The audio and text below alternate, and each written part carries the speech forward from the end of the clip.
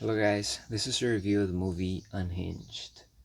Unhinged is practically a Tom and Jerry episode turned into a full-length human movie, which I like. The movie stars Russell Crowe.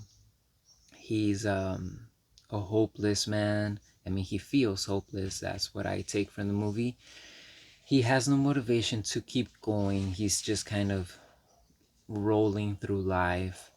And the very beginning of the movie, we see a very young woman. Well, actually, the opening scene, if I'm not mistaken, is like this guy goes to a house. There's a family clearly, and like sets the house on fire, starts killing everybody there. We don't get any further information. Obviously, spoilers up ahead, as the title suggests. And then we get to our main characters. She's a very young woman. She's a mother of this, I would say, like 13-year-old kid. She also has a brother, younger brother, who's uncle to the kid. They're there watching the news. They see what we see in, our real life, like crashes and road rage, which is what the movie's about. She's getting ready to go to work and drop her son off, and she's very short on time. She's late. The son, once they get in the car, he's trying to figure out the best route to take, but she doesn't listen, and then they get into um, a traffic jam. Then she exits, and everything is going crazy. It's one of those days where you kind of wake up on the wrong foot, and everything seems to be going wrong. She is also, well, not fired, but she loses a very important client of hers due to her not being able to make it. But she's like, I'm gonna make it. So she swerves and she does this and she does that. There's a truck up ahead. Was it a van? I think it was a truck. Well, it doesn't matter, let's just call it a truck. She beeps, and the truck doesn't move, so she's very angry. There's a lot of things going on, and then the truck catches up to them. She still hasn't dropped her son off, and he tells the kid to roll down the window and explains to him that he should have gotten a courtesy honk. He's like beep beep instead of beep beep, and that he's going to apologize for for being absent-minded, and that he deserves an apology. But the mom doesn't believe so. So she's like, just don't listen to him. Like, we're not gonna apologize to you. I think at one point she even flips on the middle finger. So there's a lot of tension. There's a lot of like um, mm, very bad energy and like kind of nervousness, because you like this grown man in a truck is like asking for you to apologize, but you're so angry and caught up in all these things. So the point is that they decide not to apologize. I mean, the kid wants to apologize, but the mom doesn't. So he ends up telling her, oh, you don't know what a bad day is. So he starts stalking her, chasing her, and threatening her. It gets to a point where they're at a gas station. She goes in to buy some things and she realizes that he's outside. So this guy comes out with her and he's like, oh, don't worry, I'm gonna take the license plate. And by the time she goes back to her car, she realizes that she doesn't have her phone. He has her phone, and he left the phone for her.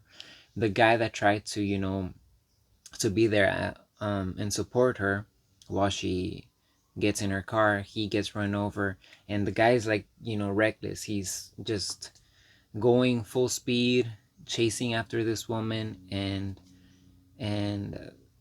doing those very creepy mind games where they're like, and I mean, they're like as if I've lived this, but I haven't obviously lived this, sorry, thankfully. But I'm referring to like other movies that follow the same method, where they call and they ask, who do you want me to kill first? So she's like, well, I guess the person that fired me, or the client that I just lost. And he is just doing that to save time, to trick her into calling the police and getting them over to that woman's house, while she goes over to her house with her brother and kills his brother's fiance, and then um, holds him captive and calls her and is like, oh, if something, you do something or whatever, you have to follow my rules. The point is that the movie, this is what the movie's about, you know, him chasing her and him attacking people that she loves and threatening to kill everyone she loves and then her. And her whole mission in the movie is to stay alive and keep those that she loves alive as well. The movie ends with her finding a way to hide in this home where there's like this community has very tricky streets. I've been through those type of communities where you get lost easily, but she knows the way because that's where her mother lives, I believe. They hide inside their house, and he obviously doesn't know exactly where they live, so it takes him a while. Once he finds them, they're ready to go, and they fight him. She ends up killing him, um, and they live happily ever after. That's what happens in the movie. Now, my opinions on it, I liked it. I really, really liked it. Before watching this film, I watched Gia, the biopic with Angelina Jolie. So I was not feeling it very much at the beginning. Because I don't want to talk about Gia because this is, you know, Unhinged, the review of this movie, but yeah, it threw me off a lot, so I was not in the mood. But then after a while, and especially with like such an interesting opening of this movie and acting overall, I was drawn into it. And because it applies to real life, like I said earlier, this is something that happens often. We always hear, especially in summertime when it starts to get hot, we hear of, you know, news anchors just recommending people to take it easy, to breathe, relax, don't cuss people out. Not too long ago, a kid got shot because apparently, like, the mom said something to a driver. Another driver got mad and shot the car and killed the kid. And it's happened more than once. It's crazy and very irresponsible. So the movie was a lot of fun logically because you're like, anybody could be caught up in this situation. And obviously it did have its moments where it's like it's a little hard to believe that no one is doing anything. I mean, Russell Crowe, it does have like the physical, a very imposing, like, demeanor and kind of threatening, especially when he gets into characters like these.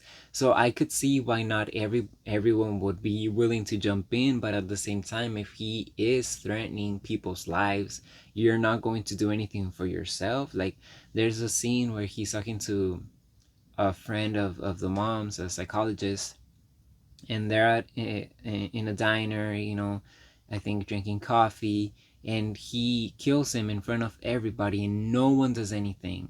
Like, why? And I think, at least in the US, maybe in other countries it's not the same, but in the US the cops do get there um pretty fast. I guess it depends where, you know, if you have like um if you have police, you know, making rounds like around your neighborhood, or I don't really know how it works, or there's nothing big going on nearby. But from what I've seen, they get there pretty fast, and they didn't seem to be able to catch up to him, which was also um a little hard to believe. Like, there are a lot of things, like especially with also like his strength and his imagination. He does get caught like slipping, as we would say, so they shoot him. So that's good, because there are movies where they don't even get a single bullet in their bodies even though everybody's shooting at them. So that's also a little um hard to believe, but that's not the case in this one. He actually does get shot and he continues on. But that's just me being very picky. If you're the type of person that needs everything to be very realistic and whatever, like, then this movie is probably going to frustrate you. I know it frustrated me because I would have done a lot of different things than the main characters. but it was fun. It's not like I'm like the movie sucks because they didn't do what I wanted to do. No, obviously if they did what I wanted them to do, then the movie would have been over real quick. So I don't want that. Like, the movie was enjoyable, it was fun, it was well acted, it was well written, and I had a fun time. I think it's just like I said, I like a cat and mouse chase type of film. Let's see who's going to get who, and if the mouse is intelligent enough to run away from the cat, but maybe the cat is going to be the victim of the mouse. That type of thing. It was really fun. Like I keep saying, it was fun because it's just a fun movie. It's a little heavy during some scenes, but overall, I think, let's see the rating. Oh, it's rated R. Oops. I thought it was like PG-13 because I really don't see a problem with kids that age watching a film like this, especially with the message behind it. It's like, be respectful, try and keep your cool. And I watched this with my mom, and she was saying, oh, it's because they did this, because they did that. No, it's because the guy is obviously nuts. You can't blame it on these people, but obviously, if you can do something to avoid being in a situation like this where you're being stalked and threatened, then go ahead and do it. Don't like sit on your high horse, be like, oh, you know what, you don't deserve my apology, and I'm not gonna say, like, why? You're putting yourself in danger. Maybe, clearly, if the person's threatening you, your life or the lives of your family members, they're not well, they're gone. But if you have the option to assuage um, the whole situation, the bad vibes, and hopefully um, get away safely, then go ahead and do it, like I said. But yeah, that's it for this one. I would give it a rating of 8.5 out of 10 in its category, strictly in its category.